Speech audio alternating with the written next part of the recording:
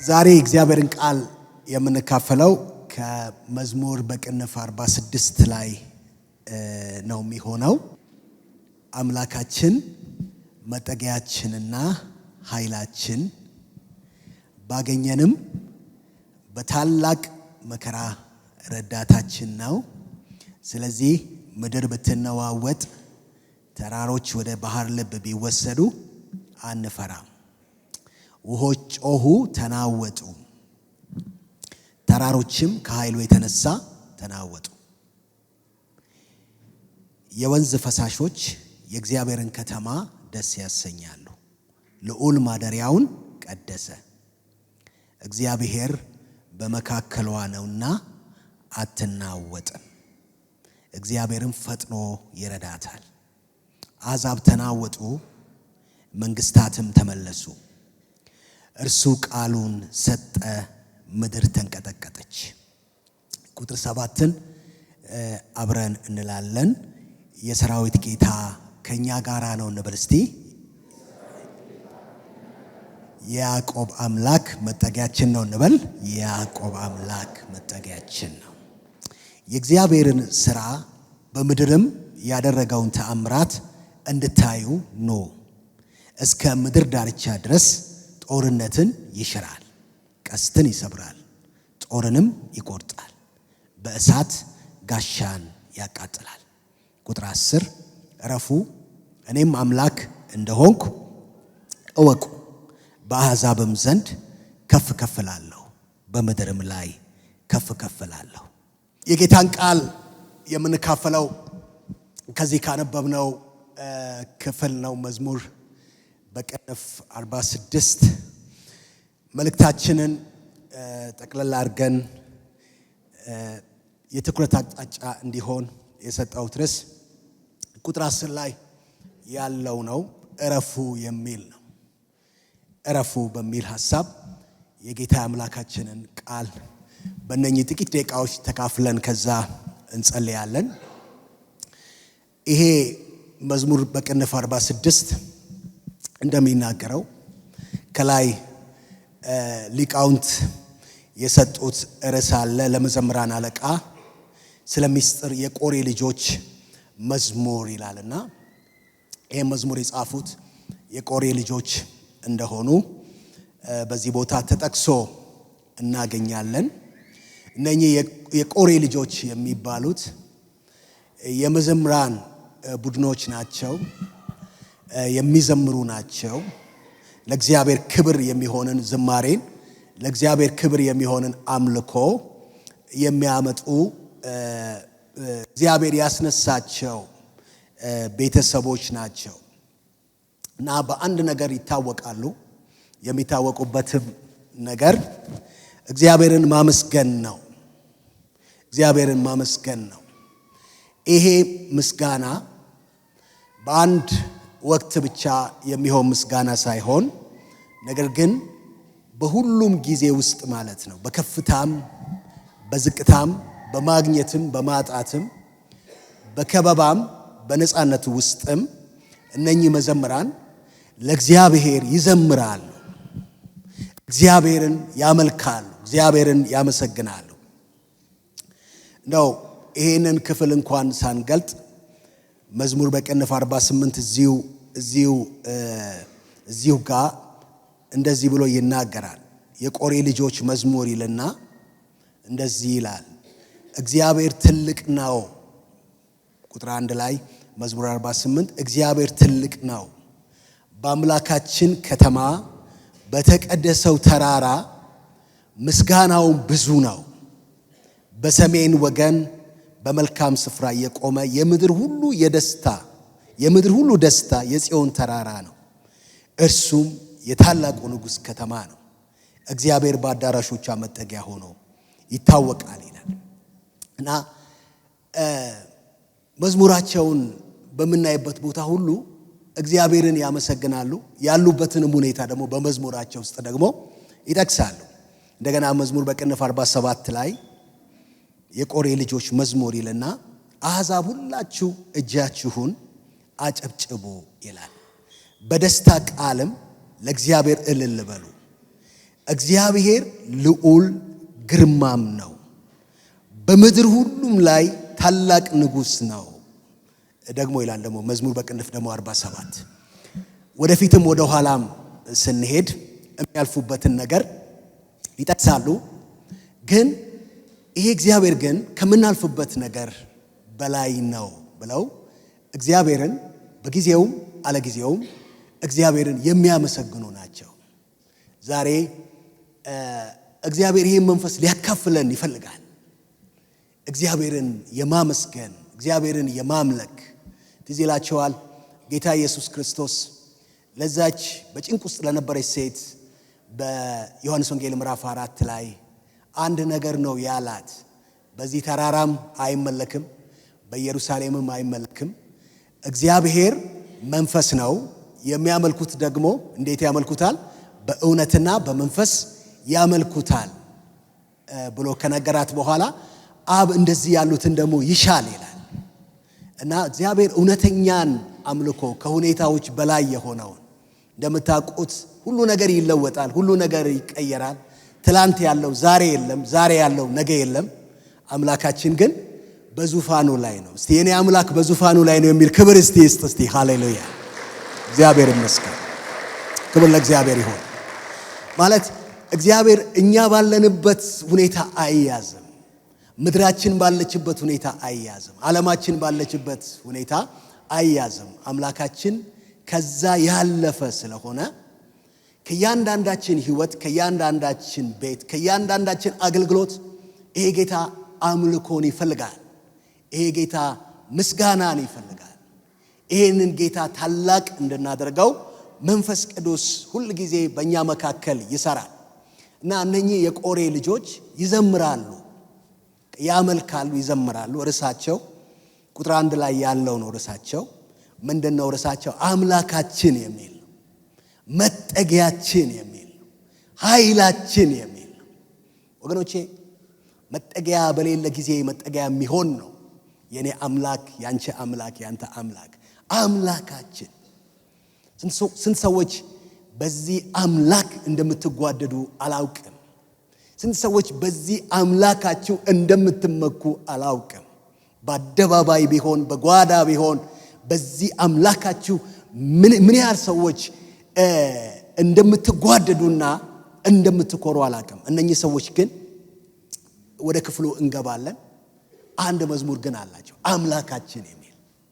እስቲ ጉባኤው አምላካችን ይበል እስቲ ሃሌሉያ! አምላካችን ምናችን ነው የሚሉት? መጠጊያችን ደግሞ ምናችን ነው? ኃይላችን ነው ብለው ይዘምራሉ። ርዕሳቸው ይሄ ነው። በሚያልፉበት ጎዳና ሁሉ፣ በሚያጋጥማቸው ችግር ሁሉ፣ በሚገጥማቸው ሁኔታ ሁሉ አንድ መዝሙር አላቸው። እሱም ደግሞ ምን የሚል ነው? አምላካችን የሚል ነው። ወገኖቼ ይሄ አምላክ ያድነናል ያለው አምላክ ያድነናል፣ ያሻገረናል ያለው አምላክ ያሻገረናል። ክብር ለእግዚአብሔር። ሌላ መመኪያ የለም።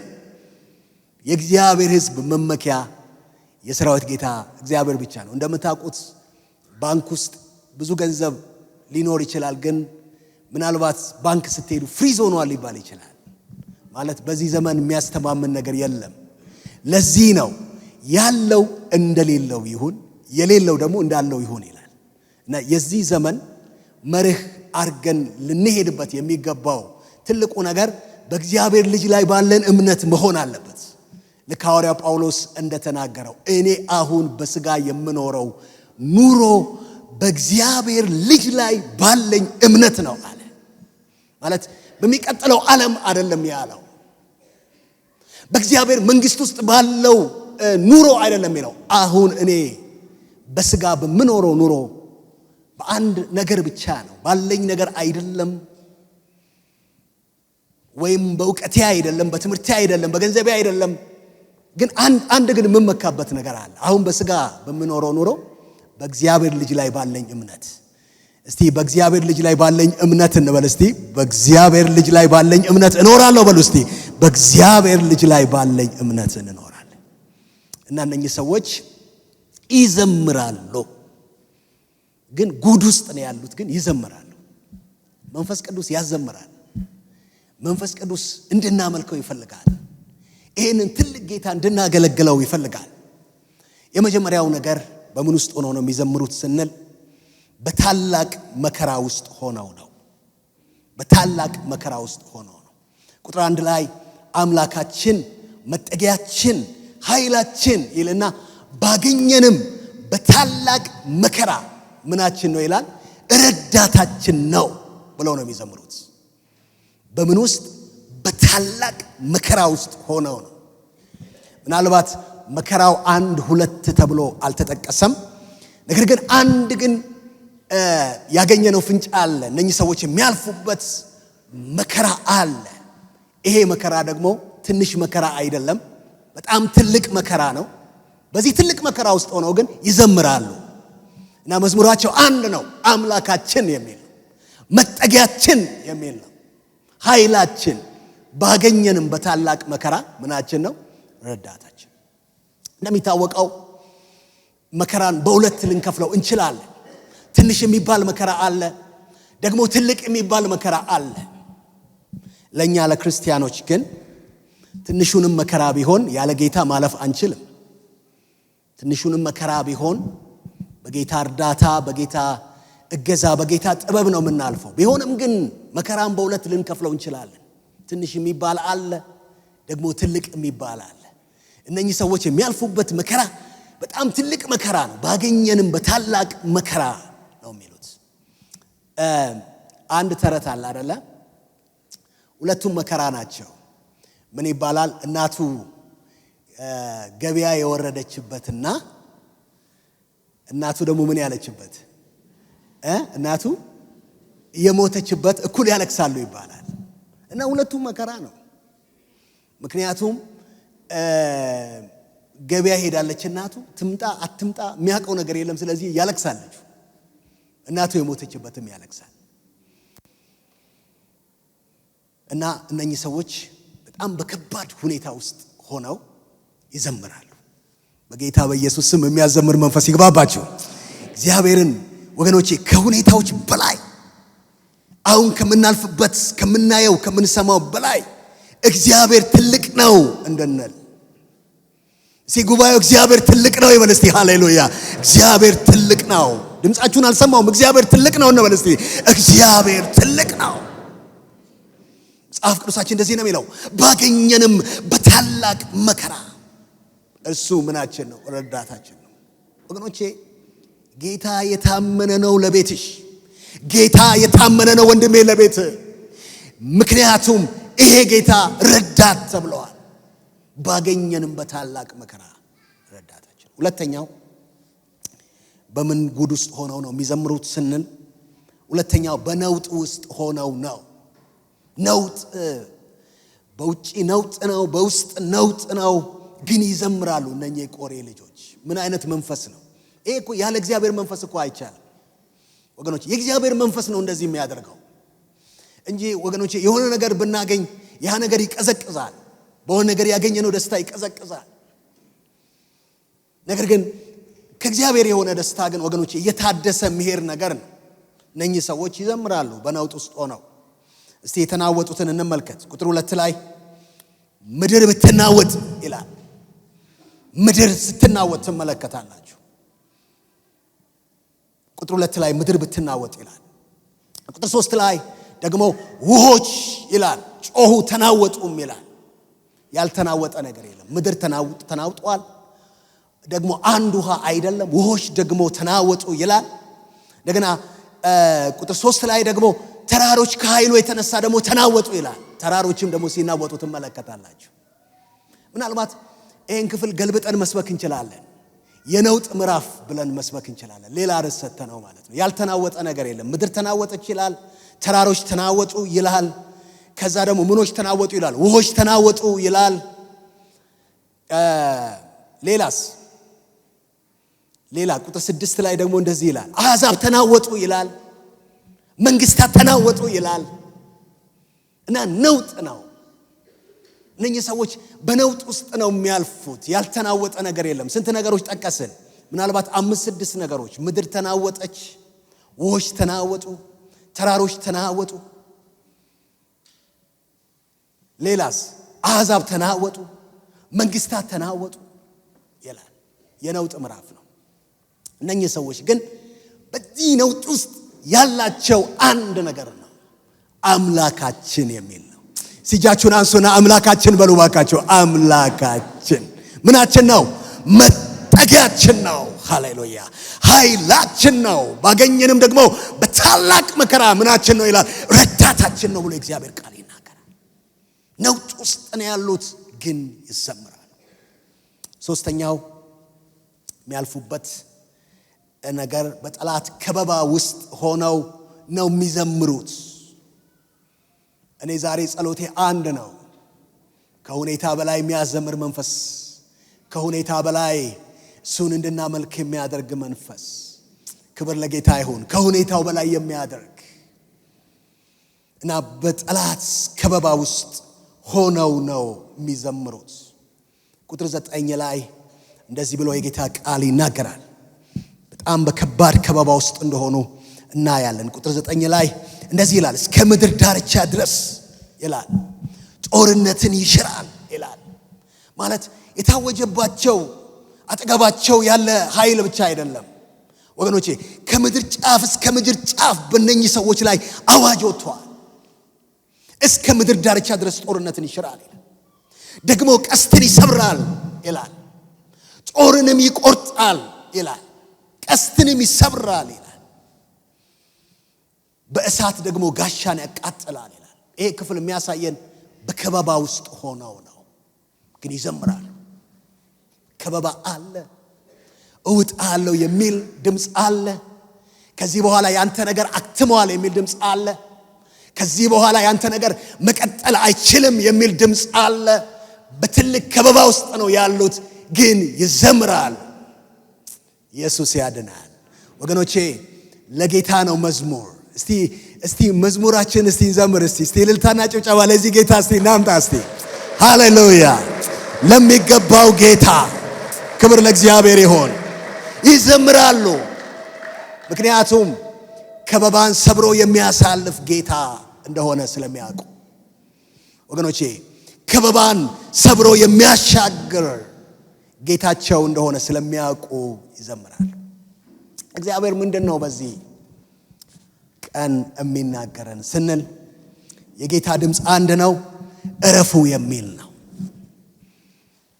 እና እረፉ ይላል። ምን ይዘን እንረፍ? ምን ይዘን እንረፍ? ይሄ ሁሉ ነገር እየሆነ ምንድነው መተማመኛችን? ምናልባት ድንገት ብንሰምጥስ? ጴጥሮስ እኮ ና የሚል ድምፅ ሰምቶ ነበር፣ እየተጓዘ ግን መስጠም ጀምሮ ነበረ። አሁን እነኚህ ሁኔታዎች አሉ። ነገር ግን ብንሰምጥስ? እየዘመርን ብንሰምጥስ? እየዘመርን የፈራነው ነገር ቢደርስብንስ? ምን ይዘን እንረፍ? አንድ 3 ነገሮች እነግራችሁና ከዛ እንጸልያለን። የመጀመሪያው ነገር ጌታ እረፉ የሚል ድምፅ ልኳል። እረፉ የሚል ድምፅ አምጥቷል። የመጀመሪያው ነገር እግዚአብሔር ከኛ ጋራ ነው። እግዚአብሔር ከኛ ጋራ ነው። እግዚአብሔር ካንቺ ጋራ ነው። እግዚአብሔር ካንተ ጋራ ነው ወንድሜ። ክብር ለጌታ ይሁን። ይሄ ነው የመጀመሪያው ነገር። ይሄ ነው እግዚአብሔር ከሕዝቡ ጋራ እንደሆነ መጽሐፍ ቅዱስ በብዙ ቦታ ይናገራል። ደግሞም እግዚአብሔር ከሕዝቡ የሚርቅበትም ጊዜ እንዳለም ይናገራል። ወገኖቼ እኛ ህይወታችንን እንፈትሽ፣ ህይወታችንን እናስተካከል። በምን አይነት መንገድ እየሄድን እንደሆነ እንመልከት፣ እንመርምር። ወገኖቼ እግዚአብሔር በቦታው ላይ ነው ያለው። ምናልባት ቦታ የለቀቅነው እኛ ነን። አንቺ ነሽ ቦታ የለቀቅሽው፣ እኔ ነኝ ቦታ የለቀቅኩት፣ አንተ ነህ ቦታ የለቀቅከው። እግዚአብሔር ግን በቦታው ላይ ነው ያለው። ዕንባቆም ምንድን ነው የሚለው? እግዚአብሔር ግን በተቀደሰ መቅደሱ አለ ነው የሚለው። ምድር ሁሉ በፊቱ ዝም ትበል ነው የሚለው። ያ ክፍል በጣም የነውጥ ክፍል ነው። በጣም የሚያስፈራ ክፍል። አታይም ወይ? ኃጥኡ ጻድቁን ይውጠዋል። አታይም ወይ? ፍርድ ተዛብቷል እያለ የሚናገርበት ክፍል ነው። ነገር ግን የመጡት ድምጾች ግን ወይ ሁለት ወይ ሶስት ናቸው። አንደኛው ሊመጣ ያለው ይመጣል የሚል ነው። አይዋሽም ታገሰው የሚል ነው። እግዚአብሔር እንደሚመጣ ነው ዕንባቆም ላይ የተነገረው። ሌላኛው ግን ነገሮች በእግዚአብሔር ቁጥጥር ስር እንደሆኑ ነው። እግዚአብሔር በተቀደሰ መቅደሱ አለና ምድር ሁሉ በፊቱ ዝም ትበል የሚል ነው። ስንት ሰዎች ታምናላችሁ እግዚአብሔር በተቀደሰ መቅደሱ እንዳለ? ነገሮች በእግዚአብሔር ቁጥጥር ስር እንዳሉ ስንት ሰዎች ታምናላችሁ? እግዚአብሔር ቦታውን አልለቀቀም። ምናልባት እኔ ቦታ ይለቀ ሊሆን ይችላል። አንተ ቦታችሁን ለቃችሁ ሊሆን ይችላል። ሕዝቅኤል ላይ የሚናገር ክፍል አለ። ለሕዝቅኤል ማስጠንቀቂያ ይሰጠዋል። ሕዝቤ ከመቅደሴ እንዴት ሊያርቁኝ እንደሚፈልጉ ተመልከት ብሎ እግዚአብሔር ለሕዝቅኤል ሲነግረው እንመለከታለን። ምናልባት ምን ይሆን እግዚአብሔርን ከመቅደሳችን ሊያርቅ ያለ፣ እግዚአብሔርን ሊያሸሽ ያለ፣ የእግዚአብሔር ሕልውና ከሕይወታችን እንዲርቅ የሚያደርግ ነገር በቤታችን ምን ይኖር ይሆን? ዛሬ ወገኖቼ ያንን ነገር እናስተካከል። ነገር ግን እግዚአብሔር ግን አንድ ድምፅ አለው በዚህ ሰዓት። እረፉ ብሏል ጌታ። ምን ይዘን እንረፍ ስንል እግዚአብሔር ከኛ ጋራ ነው። ሲቀኝ እጃችሁን አንሱና እግዚአብሔር ከኔ ጋራ ነው በሉ እስቲ። እግዚአብሔር ከኔ ጋራ ነው። ይሄ ወደ 3-4 ጊዜ ተጠቅሷል። ለምሳሌ ቁጥር 5 ላይ እንደዚህ የሚል ቃል አለ። ልዑል ማደሪያውን ቀደሰ ይልና እግዚአብሔር በመካከሏ ነውና አትናወጥም ይላል። ወገኖቼ አዋጅ ነው። አንዳንድ ጊዜ ሰይጣን ያስፈራራናል፣ ያስደነግጠናል። ነገር ግን የእግዚአብሔር ድምፅ አለ። ያም ድምፅ ምን የሚል ነው? እግዚአብሔር በመካከሏ ነውና ምን አትልም የሚል፣ አትናወጥም የሚል ነው። ስለዚህ እግዚአብሔር ከኛ ጋር ነው የሚለውን ነገር እንይዛለን። ምን ይዘን እንረፍ? እግዚአብሔር ከኛ ጋር ነው። ቁጥር 7 ላይ የሰራዊት ጌታ ከኛ ጋር ነው ይልና ያዕቆብ አምላክ ደግሞ መጠጊያችን ነው ይላል። ቁጥር 7 ላይ የሰራዊት ጌታ ከኛ ጋር ነው። ይሄ ሁሉ ነውጥ አለ፣ ይሄ ሁሉ መከራ አለ፣ ይሄ ሁሉ ከበባ አለ። ነገር ግን እንደዚህ ይላሉ፣ የሰራዊት ጌታ ከኛ ጋር ነው፣ ያዕቆብ አምላክ መጠጊያችን። ቁጥር 11 ላይ ደግሞ ይሄንኑ ቃል ይደግመዋል። የሰራዊት ጌታ ከኛ ጋር ነው፣ ያዕቆብ አምላክ ደግሞ ምናችን ነው? መጠጊያችን ነው ይላል። እስቲ የሰራዊት ጌታ ከኛ ጋር ነው እንበል እስቲ። የሰራዊት ጌታ ያዕቆብ አምላክ መጠጊያችን ነው እንበል እስቲ። ያዕቆብ አምላክ ወገኖቼ፣ ይሄ ጌታ መጠጊያ ይሆናል። ይሄ ጌታ መሸሸጊያ ይሆናል። ይሄ ጌታ በዚህ በመጨረሻው ዘመን ማምለጫ ይሆናል። ኢየሱስ ለዘላለም ያድናል። የሰራዊት ጌታ ከኛ ጋር ነው፣ ያዕቆብ አምላክ ደግሞ ምናችን ነው? መጠጊያችን። ጌታ ዛሬ እረፉ ይለናል። ምን ይዘን እንረፍ? እግዚአብሔር አንድ ድምፅ ያመጣል። የሰራዊት ጌታ ከኛ ጋር። ሁለተኛው ምን ይዞ ጉዞ ስለሚባል፣ ሁለተኛው ምን ይዘን እንረፍ? እግዚአብሔር በስራ ላይ ነው። እግዚአብሔር በስራ ላይ ነው። አናየውም እግዚአብሔር ሲሰራ፣ ግን እግዚአብሔር በስራ ላይ ነው። ለኒቆዲሞስ ጌታ እንደዚህ ነው ያለው፣ ንፋስ ከወዴት እንደሚመጣ ወዴት እንደሚሄድ አታውቅም፣ የእግዚአብሔርም ስራ ደግሞ እንደዚህ ነው ይላል። ወገኖቼ እግዚአብሔር እየሰራ ነው ያለው። ምናልባት እኛ በምንፈልገው መንገድ ላይ ሰራ ይችላል፣ እኛ በምንፈልገው ሁኔታ ላይ ሰራ ይችላል፣ ግን እግዚአብሔር በስራ ላይ ነው። ቁጥር 8 ላይ የእግዚአብሔርን ስራ በምድርም ያደረገውን ተአምራት እንድታዩ ኑ የሚል ቃል አለ። የማንን ስራ? የእግዚአብሔርን ስራ በምድርም ደግሞ ያደረገውን ተአምራት እንድታዩ ኑ ብሎ ግብዣ ያደርጋል። ወገኖቼ በዚህ ቀትር እግዚአብሔር ወዴት ነው ለምትል ነፍስ የጌታ ቃል እንደዚህ ብሎ ይናገራል። እግዚአብሔር በምን ላይ ነው? እግዚአብሔር በስራ ላይ ነው። እግዚአብሔር ይሰራል። ጌታ ኢየሱስ አባቴ ይሰራል አለ፣ እኔም ደግሞ እሰራለሁ አለ። ችግሩ እግዚአብሔር ሲሰራ አይታየም። መዝሙር ላይ እንደሚናገረው አጥንት በእናት ሆድ ውስጥ እንዴት እንዲዋሃድ አታውቅምና የእግዚአብሔርም ስራ ደግሞ እንደዚሁ ነው ይላል። እህቶቻችን ሲያረግዙ ሆዳቸው ሲገፋ ብቻ ነው የምናየው። እግዚአብሔር ምን እየሰራ እንዳለ አናውቅም። እግዚአብሔር ግን በእነኚህ ቀናት ግን አይን እየሰራ ነው። እግዚአብሔር በእነኚህ ቀናት ግን ልብ እየሰራ ነው። አረ ክብር ለጌታ እናመጣለን። አሜን። እግዚአብሔር በእነኚህ ቀናት ግን የሆነ ነገር እየሰራ ነው። ክብር ለእግዚአብሔር ይሁን። ቀኑ ሲደርስ ወገኖቼ፣ ሰዓቱ ሲደርስ የእግዚአብሔር ሥራ ይታያል። አሜን። በኢየሱስ ስም ቀኑ ሲደርስ የእግዚአብሔር ሥራ በሕይወትሽ ይታያል። ቀኑ ሲደርስ የእግዚአብሔር ሥራ በቤትህ ይታያል። ነገር ግን አይታወቅም እግዚአብሔር የሚሰራው ነገር አጥንት በእናት ሆድ ውስጥ እንዴት እንዲዋሃድ አታውቅምና የእግዚአብሔርም ደግሞ ሥራ እንደዚሁ ነው ይላል። እንግዲህ እግዚአብሔር ምንድን ነው የሚሰራው? ምናልባት ካለን አንድ ሁለት ነገሮች ከዚህ ክፍል ላሳያችሁ። እግዚአብሔር ምንድን ነው የሚሰራው? እግዚአብሔር ምን ይሰራል? አንድ ሁለት ነገሮች ባሳያችሁ ደስ ይለኛል። የመጀመሪያው ነገር እግዚአብሔርማ ሲሰራ ወገኖቼ ተአምራት ይሰራል። እግዚአብሔር ተአምራት ይሰራል። መጽሐፍ ቅዱሳችን እግዚአብሔር የተአምራት አምላክ እንደሆነ እንመለከታለን። ምናልባት ያለቀን ነገር ሊሆን ይችላል፣ የተቆረጠ ነገር ሊሆን ይችላል፣ የተደመደመ ነገር ሊሆን ይችላል። እግዚአብሔር ግን ያንን ነገር ወገኖቼ እንደሚቀጥል መጽሐፍ ቅዱስ ይናገራል። እግዚአብሔር በነሳራ ሕይወት ውስጥ የሰራውን ነገር እንመለከታለን አይደል?